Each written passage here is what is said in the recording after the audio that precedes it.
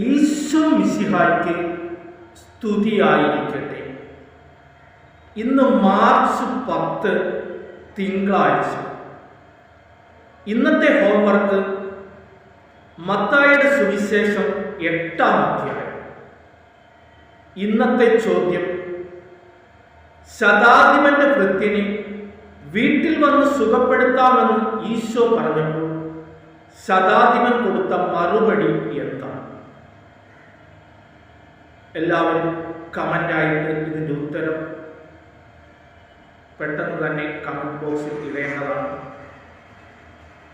അതോടൊപ്പം ലൈക്കും ഷെയറും നിങ്ങൾ ചെയ്യേണ്ടതാണ്. അങ്ങനെ ചെയ്യുമ്പോൾ ഈ വീഡിയോ ഒരുപാട് വ്യക്തികളിലേക്ക് എത്തപ്പെടുന്നതാണ്.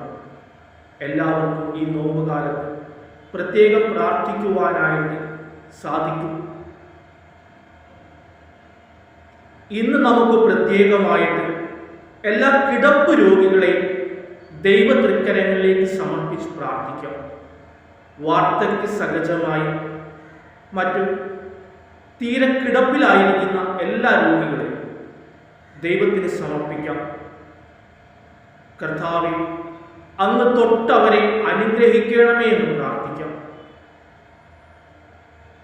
അവരിലേക്ക് അങ്ങ് ഇറങ്ങി വന്നു അവരെ സൗഖ്യപ്പെടുത്തി അവർക്ക് ആശ്വാസമായി അങ്ങ് അവരുടെ കൂടെ ഉണ്ടായിരിക്കണമേ എന്ന് പ്രാർത്ഥിച്ചുകൊണ്ട് എല്ലാ രോഗികളെയും സമർപ്പിച്ച് പിതാവായ ദൈവത്തെ വിളിച്ച് നമുക്ക് പ്രാർത്ഥിക്കാം.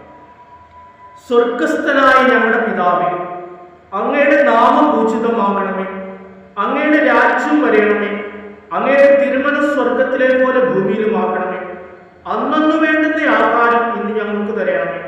ഞങ്ങളുടെ കടക്കാരോട് ഞങ്ങൾ ക്ഷമിക്കുന്നത് പോലെ ഞങ്ങളുടെ കടങ്ങളും പാപങ്ങളും ഞങ്ങളോട് ക്ഷമിക്കണമേ. ഞങ്ങളുടെ പ്രലോഭനത്തിൽ വീഴാൻ ഇടയാകരുതേ, ദുഷ്ടാരൂപി ഞങ്ങളെ രക്ഷിക്കണമേ. എന്തുകൊണ്ടെന്നാൽ രാജ്യവും ശക്തി മഹത്വം എന്നേക്കും അങ്ങയുടേതാകുന്നു. ആമേൻ. മത്തായിയുടെ സുവിശേഷം 8-ാം അധ്യായം 13-ാം വാക്യം: പൊയ്ക്കൊള്ളുക, നീ വിശ്വസിച്ചതുപോലെ നിനക്ക് ഭവിക്കട്ടെ. ആ സമയത്ത് തന്നെ അവന്റെ ഭൃത്യൻ സുഖം പ്രാപിച്ചു. സ്നേഹമുള്ളവരെ, ശതാധിപന്റെ ഭൃത്യനെ സുഖപ്പെടുത്തുവാനായിട്ട് ശതാധിപൻ ഈശോയെ സമീപിക്കുകയും വീട്ടിൽ വന്ന് സുഖപ്പെടുത്താമെന്ന് ഈശോ ശതാധിപനോട് പറയുകയും ചെയ്യുമ്പോൾ ശതാധിപൻ താൻ ഒരു അധികാരത്തിന് കീഴിലുള്ളവനാണ്, താൻ ഒരുവനോട് ഇങ്ങോട്ട് വരിക എന്ന് പറഞ്ഞാൽ അവൻ വരികയും പോവുക എന്ന് പറഞ്ഞാൽ പോവുകയും ചെയ്യുന്ന ഭൃത്യന്മാർ തൻ്റെ കീഴിലുണ്ട് എന്ന് ശതാധിപൻ ഈശോയെ അറിയിക്കുകയാണ്. അന്ന് എൻ്റെ വീട്ടിൽ വരുവാനായിട്ട് എനിക്ക് യോഗ്യതയില്ല, അങ്ങൊരു വാക്കുച്ചരിച്ചാൽ മാത്രം മതി, എൻ്റെ ഭൃത്യൻ സുഖം പ്രാപിക്കും എന്ന് യേശുവിനെ അറിയിക്കുന്നു.